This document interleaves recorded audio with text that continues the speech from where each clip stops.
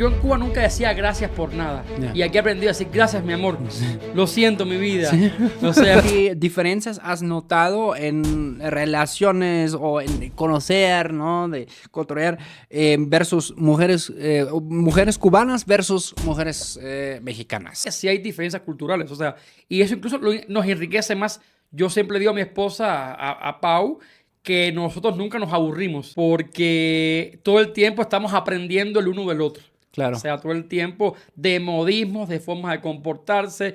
Yo no sé, aquí en México todo el tiempo, yo en Cuba nunca decía gracias por nada. Yeah. Y aquí aprendí a decir gracias, mi amor. Lo siento, mi vida. O sea, es muy común la educación que hay en México y en Cuba. Yo amo a mis padres con la vida y casi nunca les doy gracias por nada, ¿no? Yeah. Yo creo que los hechos hablan. Pero acá en México es muy familiar. Somos muy familiares, somos muy educados, ¿no? Sí. Decimos por favor, gracias. Y eso es algo que yo he incorporado y algo que distingue justamente mi relación de pareja con una mexicana. También fue para mí como un choque cultural en pareja, ¿no? Justo. O sea, de gracias, por favor, en el pedir está el dar, etcétera. Porque nosotros también somos muy así, Sí, ¿no? sí. Tengo entendido que los cubanos también son bastante directos. Dame esa vaina y sí, no se dicen vaina yo le ustedes. digo, dame esa cosa, dame eso, sí. Yo a mi mamá le digo, mami, dame un vaso de agua.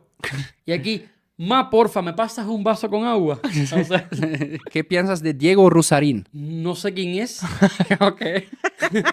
No. Es un divulgador de pues, temas filosóficos, pero con una posición ideológica muy pegado a Karl Marx y pues sí, las ideas que van conforme a esto. Sí, yo debo decir que soy más apegado a los clásicos y con todo respeto. Hay muchas personas que producen cosas interesantes, Sí. pero no soy de ver Sí, ver ok. contenido en internet sobre filosofía. Es Soy que- más bien lector clásico Ok. de biblioteca y de libro físico. Ok. No lo conozco, nada, disculpa, no lo conozco. Ok, chécalo porque creo que sería interesante. Claro, él ha creado también un poco sus polémicas porque hizo una entrevista, por ejemplo, con el presidente de Venezuela, Nicolás Maduro, y pues básicamente no fue muy crítica la entrevista. Y ya tras esto, ¿no? Otros dicen, hey, ¿cómo puedes hacer esto? Tú vives ahora en un país a todo dar y defiendes el socialismo desde lejos, etcétera. Supongo que por eso lo preguntaron, pero lo vamos a dejar para... Yo siempre digo, ¿no? La gente que defiende un sistema como el sistema de Cuba, pero desde un sistema diferente, ¿no? Ok. Que le permita acceso a todo, ¿no? Estás defendiendo socialismo, Ok. pero con tu mantequilla garantizada en tu desayuno Claro. y tu café Starbucks. Pero incluso dice que eso ni siquiera es una contradicción. Porque según Marx, el capitalismo también era necesario para llegar a la última fase que pues es el comunismo. No se ha llegado a esa última fase, ¿no? Nos hemos quedado nos ha Ahí por gustado medio. quedarnos, ¿no? Está Ahí muy por medio. cómoda esta, parece. Sí. Creo que justamente por eso te lo preguntaron. Y aquí va uno, claro que sí, no pueden faltar los estereotipos. Sí es filósofo cada cuando fuma mota. No, nunca. Mira, yo soy astemio, mira, no como ni picante, o sea, ni picante como, ¿no? No como picante, no tomo ni cerveza. Un vinito los 24 de diciembre, los 31 de diciembre. Ya. Una cerveza una vez al año y de raíz la que me gusta cuando salgo con mi esposa. No, soy astemio, no tomo. Y me he visto elegante, así que... Claro. Y me baño todos los días, así que... Y Eso- no fumo, o sea, nunca he fumado tampoco. Una vez más nos envuelven los estereotipos. Claro. Sí, eso fue otro que aquí puso, pero no lo quise hacer. Pero ahora que lo mencionaste, si es filósofo, ¿cada cuánto se baña? No, Eso- diario y muy escrupulosamente, de hecho. Y además iba a mis clases de filosofía con mi camisa, mi pantalón de salir, iba Ok. muy bien vestido. Ok. Y mis zapatos le daba brillo ahí negro, le pasaba ahí el cepillo, iban bien Iba bien limpio. Eso siempre es como un estereotipo sobre gente que estudia filosofía y también, mana, lo escucho mucho sobre los europeos, que no nos bañamos tampoco. ¿En Cuba también existe ese estereotipo? Sí, fíjate que sí es cierto, sí es cierto. Ay, es que, no, es como, bueno, huele un poco, pero me bañé hace 3 días, no sé por qué. Pregunta Edgar, después del tiempo que llevas acá en México, ¿cómo has sentido el cambio de un país como Cuba a un país como México? Creo que ya lo como describiste, pero como los puntos más importantes. Te puedo resumir que con el tiempo que llevo viviendo en México, con todo lo que he experimentado en México, ya yo no podría vivir en Cuba. Con eso te puedo responder claramente el impacto que ha tenido mi vida en México. Yeah. O sea, me cambió completamente. Ya yo soy cubano, soy orgullosamente cubano, soy patriota, defiendo mis raíces, estoy orgulloso de mis orígenes, pero ya México es mi patria. México es mi país. Como dice mi mamá siempre, es tu segunda patria, tu segundo país, tu segundo hogar. Aquí estoy casado, aquí me he podido desarrollar en muchísimas facetas de mi vida, en lo personal, en lo profesional, he podido desarrollarme y ya yo no imagino una vida, no en Cuba, sino una vida fuera de México. No la imagino ya. Ok, ay, qué padre, qué bonito. Michelle, otro estereotipo sobre los cubanos que son muy buenos boxeando y también jugando ajedrez. No, fíjate que ya eso no es un estereotipo, es una cosa que es real, sí. Sí es cierto, sí es cierto. Tenemos muy buenos jugadores, muy buenos ajedrecistas. Capablanca fue un clásico campeón mundial de la década del 30, 40. Ah, ok, antes, incluso antes de la revolución. Incluso antes, sí. Si mal no recuerdo, Capablanca fue antes de la revolución, si mal no recuerdo, pero es de los ajedrecistas icónicos. Mi papá fue campeón con 15 años. Ok. Sí, fue campeón nacional, jugaba mucho ajedrez. Él me enseñó a jugar ajedrez.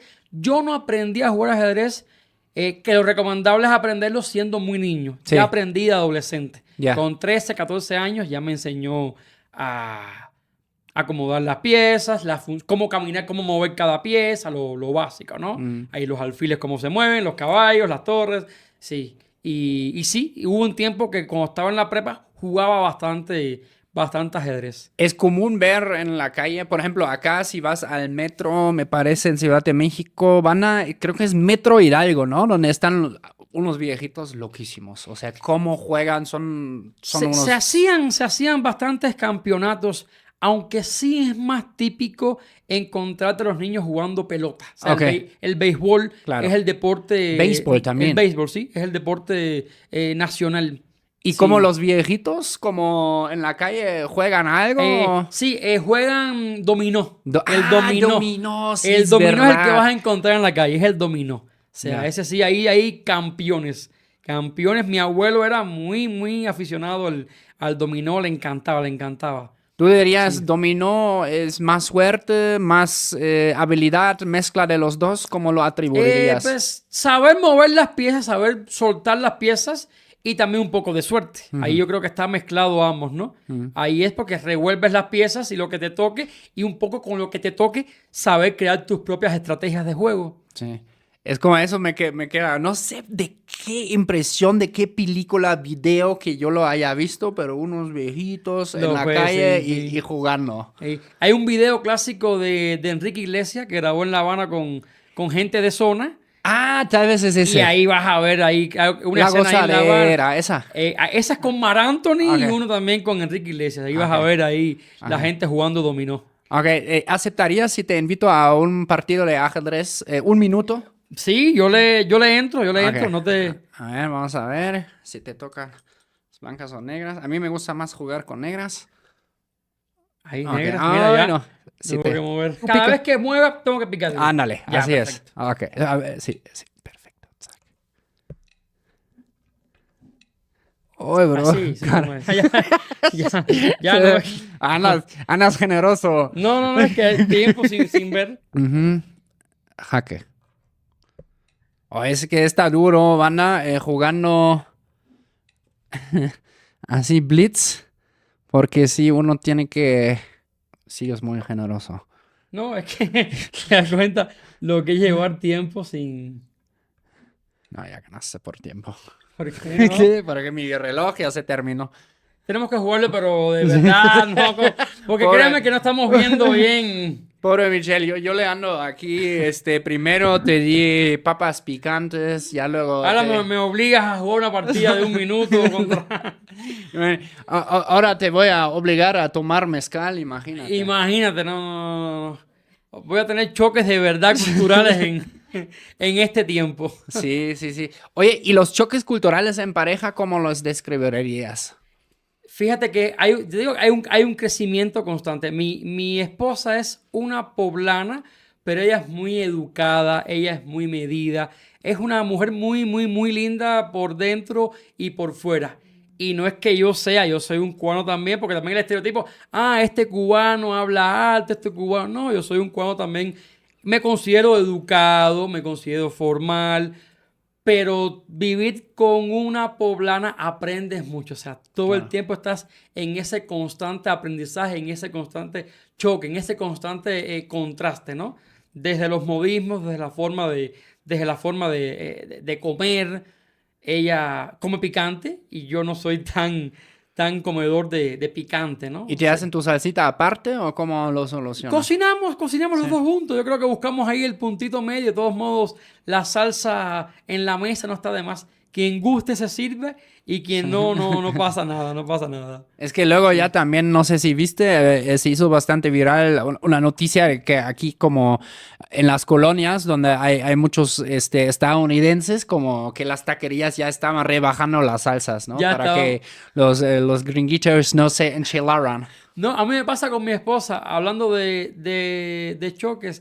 Yo he tenido que un poco bajarle a mi tono de voz, porque los cubanos sí es cierto que hablamos alto, ¿no? Yeah. Ese es uno de los clásicos estereotipos y se cumple una inmensa mayoría, ¿no? Y a veces estamos platicando de noche y yo me emociono en la plática y me dice mi esposa, mi amor, un poquito más bajito. Y yo, sí, cierto, cierto.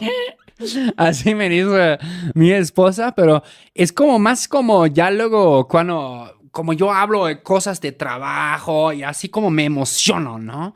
Pero ya luego Lo dicen tomamos en como, serio de verdad. ajá, sí.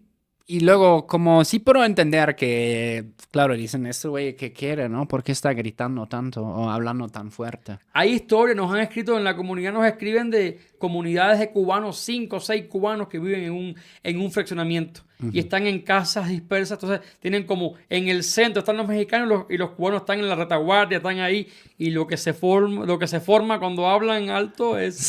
Se escucha hasta... La gente piensa que estamos enojados. No estamos enojados, es el tono de voz. Así hablan, sí.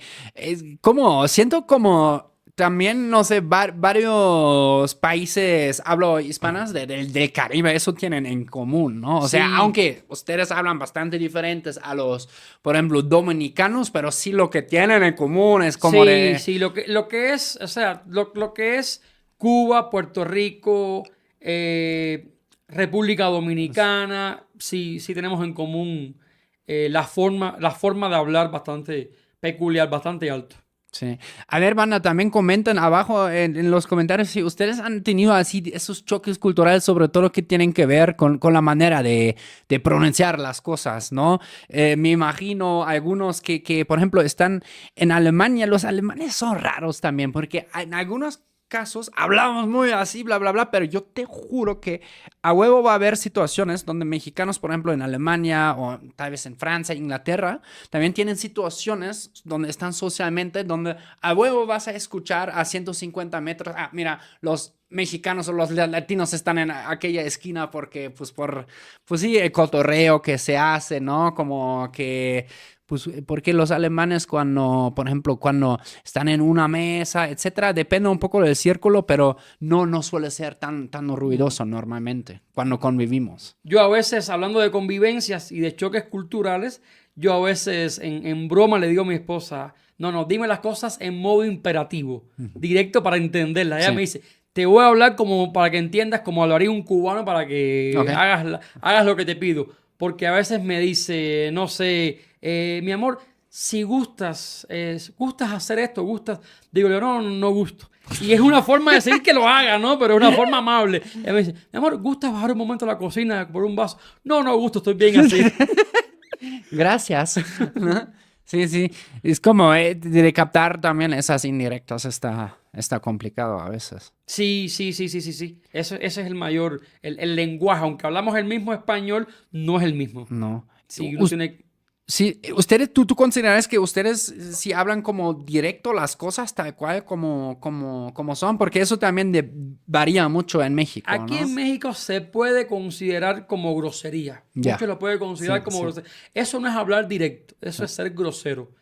Pero te digo que culturalmente lo vemos muy, muy diferente. En Cuba sí, te digo, no decimos por favor, no decimos gracias. Es bastante directo, es muy normal, incluso hasta con un desconocido. O sea, es muy típico en Cuba que tú estés en una fila, en Cuba decimos cola. Haces la cola del pan y uno dice, ¿detrás de quién vas? Voy detrás de la vieja esa. O sea, aquí sonaría muy fuerte. Sí, es la del barrio, sí es fuerte.